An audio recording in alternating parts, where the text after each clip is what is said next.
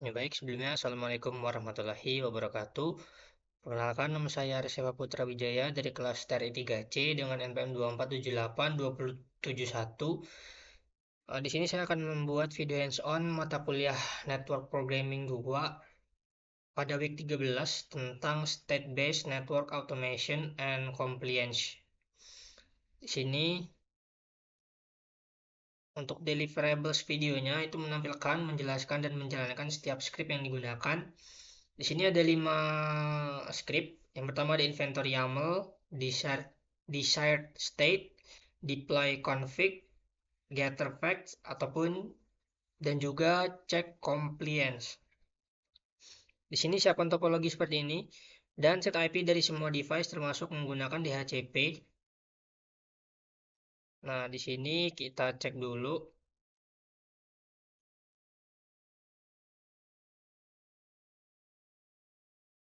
Ini switch, terus ini router sama NAC. Kita buka dulu semuanya. Nah, di sini saya sudah menyeting untuk IP di switch dan juga routernya. Itu adalah IP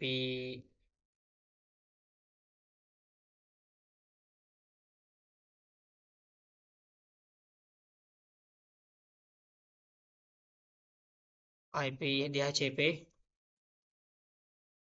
Nah, di sini untuk IP router adalah 10.0.137.235, metodenya DHCP dengan status dan protokol up.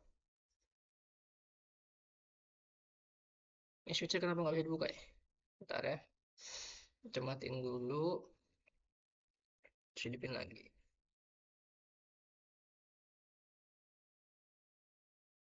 Ini kita connect.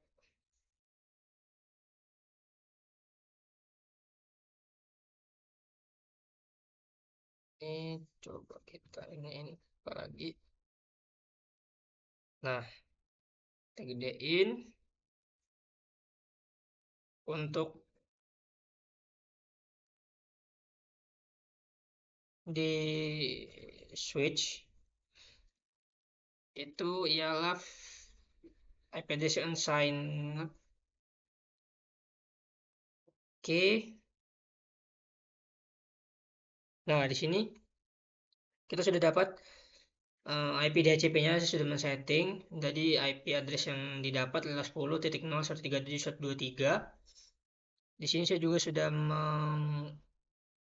mengkonfigurasi SSH dari router dan juga switch-nya.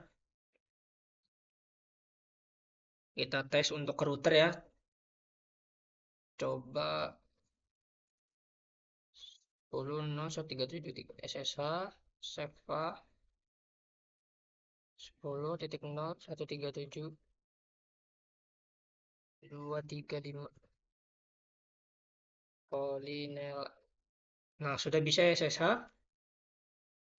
Nah, selanjutnya inventory perangkat dan di set state, yang dimana disuruh membuat inventory YAML.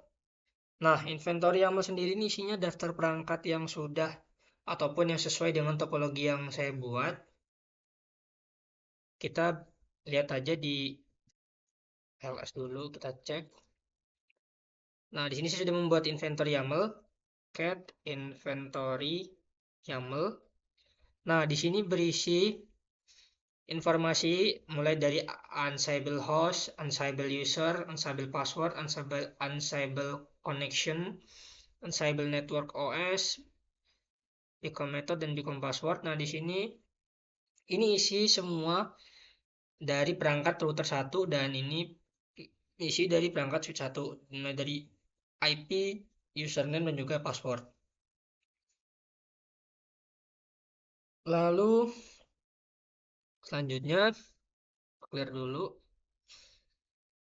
file desired state YAML. Nah, kita cek lagi. Nah, di sini sudah membuat desired state YAML. Kita cek ya, cat desired state YAML. Nah, ini berisi VLAN. Di sini perintahnya Untuk VLAN ID dan nama loopback-nya, gunakan 2 digit terakhir dan 4 digit terakhir dari NPM masing-masing untuk VLAN dan 2 digit terakhir untuk loopback. Nah, di sini saya mempunyai NPM 2478271. Nah, untuk yang VLAN itu 2 angka terakhir, jadi 71, dan 24 angka terakhir, 271, loopback-nya juga 2 angka terakhir. Nah, lalu kita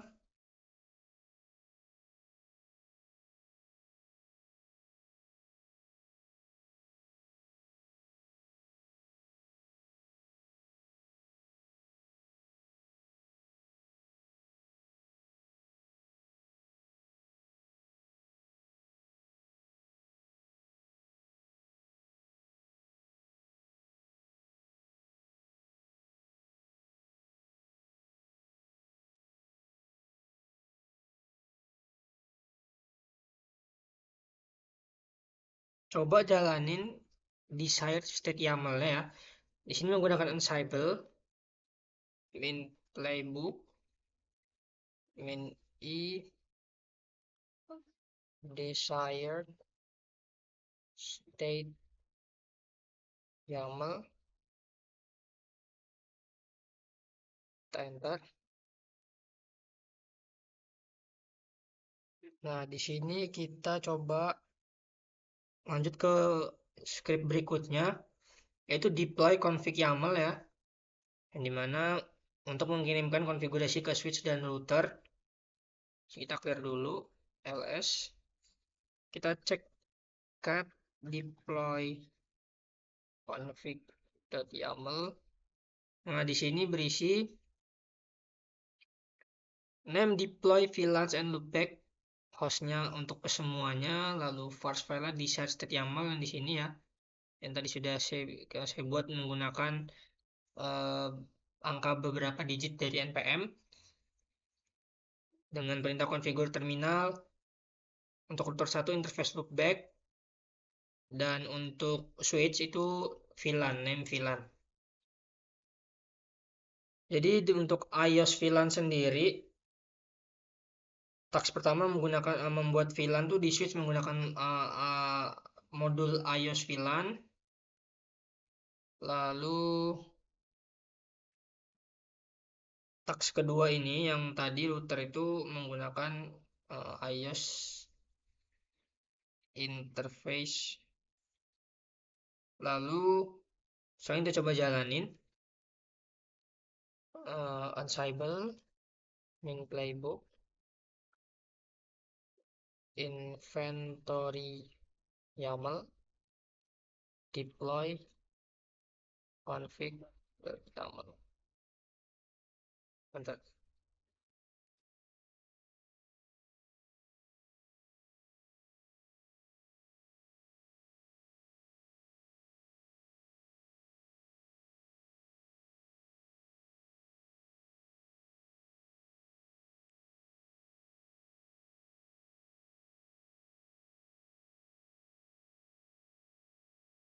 Oh, ini min i-nya tinggalan nih.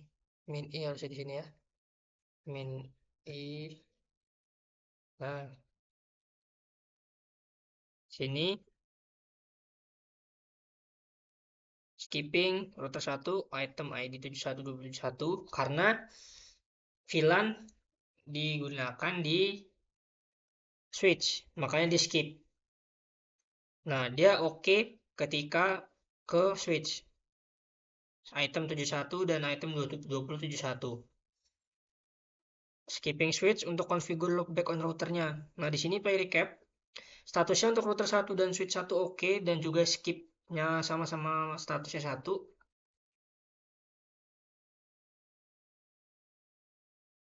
Lalu kita lihat di sini. Kita ke switch. Kita cek show IP interface brief. Show VLAN brief. Nah, di sini sudah sesuai ya. Ada VLAN 71 aktif dan juga VLAN 2071. Untuk router sendiri kita show IP interface brief. Nah, di sini loopback-nya juga udah masuk, loopback 71 dengan IP address 10.71.71.1. Kita klik lagi. Selanjutnya kita ke getter facts. Tapi saya sini menggunakan namanya poststate.yaml. Playbook ini digunakan untuk mengumpulkan kondisi aktual perangkat, bukan konfigurasi yang diinginkan, tetapi konfigurasi yang benar-benar sedang berjalan di perangkat.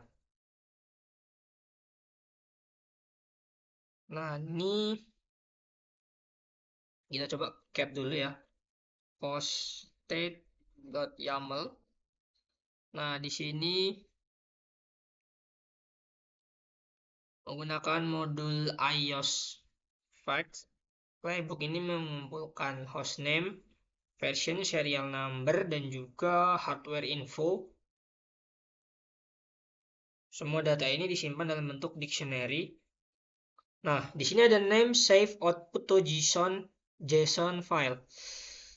Jadi ketika saya menjalankan Ansible ini, nanti data yang yang apa bahasanya kayak yang kita jalanin itu tersimpan ke file JSON. Tujuannya kenapa? Agar kondisi perangkat dapat dianalisis oleh script compliance. Itu ada di langkah kelima. Itu kita clear. Sekarang kita coba jalanin ininya ya.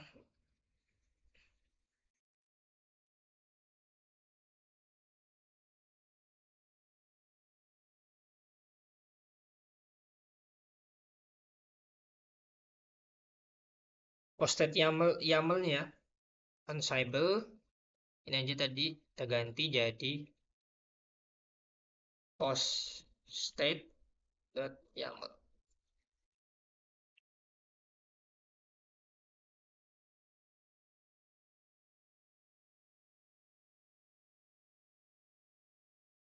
Nah, di sini oke untuk switch 1 dan router 1 tidak ada error, lalu run show VLAN brick on switch 1 oke, show NP interface on router 1 oke, dan juga save output to JSON file oke, switch 1 dan change router 1. Di sini recapnya, untuk router 1 ada perubahan 1 dan switch tidak ada perubahan ya, dan statusnya sama-sama mempunyai oke 3 dan skip 1. Sekarang kita lihat ls. Nah, di sini sudah ada file JSON dari router 1 dan juga switch 1. Kita cek ya, cat router 1 pack JSON. Nah, di sini diisi informasi dari router 1, dari hostname, version, serial number dan juga VLAN output, dan juga perintah show IP interface brief di sini. Lalu kita coba ke switch 1. Ya, switch 1. Nah, di sini sama seperti router ya, hostname, version, serial number dan juga VLAN outputnya. Ini perintah show VLAN brief. Nah, ini untuk VLAN 71 dan VLAN 2071. Lalu kita clear lagi. Kita lanjut ke cek compliance ya. Di sini kita cat cek compliance YAML. Nah, di sini script ini ngeriksa apakah state aktual perangkat sudah sesuai dengan desired state YAML yang tadi. Jadi kayak kita validasi hostname, lalu validation VLAN, dan juga validation loopback. Nih, only for router 1. Sekarang coba kita jalanin. Ini jadi cek compliance. Cek compliance.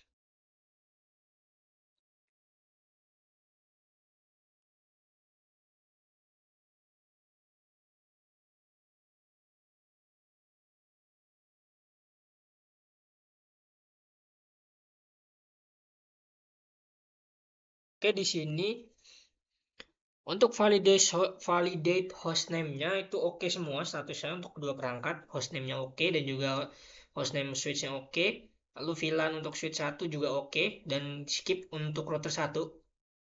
Lalu VLAN existence-nya skipping untuk router 1 dan oke untuk switch. Lalu loopback on router skipping untuk switch 1 dan oke untuk router 1.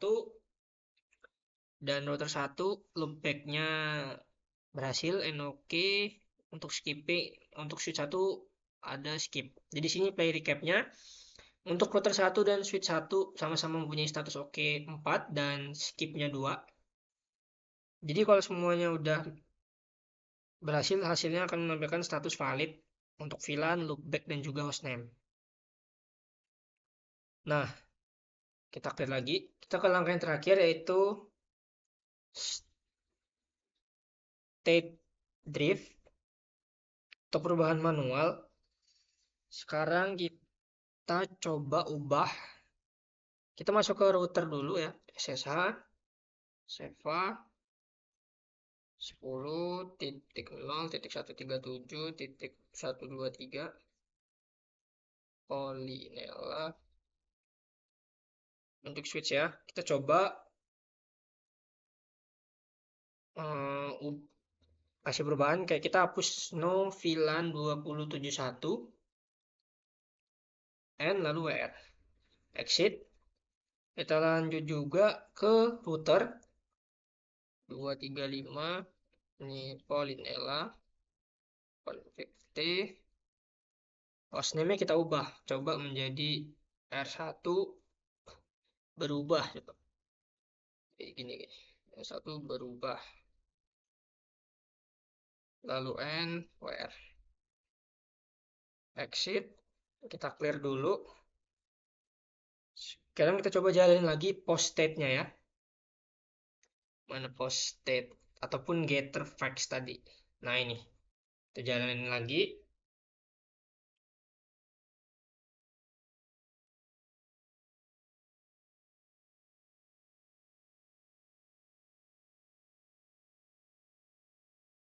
Nah, di sini terdapat perubahan ya.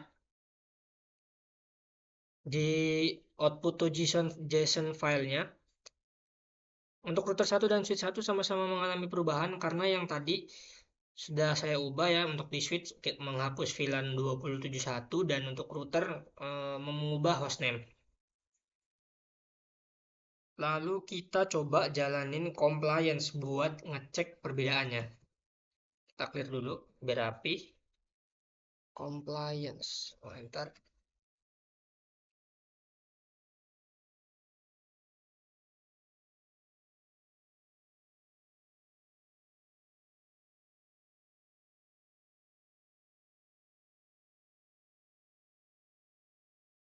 Nah, di sini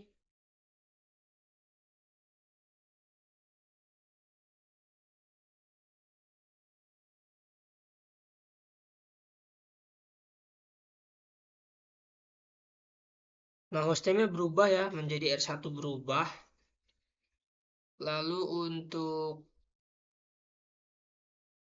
ini di sini nih, switch 1 not found untuk VLAN 2071-nya nih, and not found, sedangkan 71 masih oke karena tadi saya menghapus ataupun menghilangkan VLAN 2071 dan juga untuk loopback-nya masih valid ya, karena saya mengubah hanya di bagian root hostname saja menjadi R1 berubah. Ini nunjukin bahwa Ansible itu berhasil mendeteksi perubahan tidak sesuai dengan konfigurasi. Oke, mungkin sekian video yang dapat saya jelaskan tentang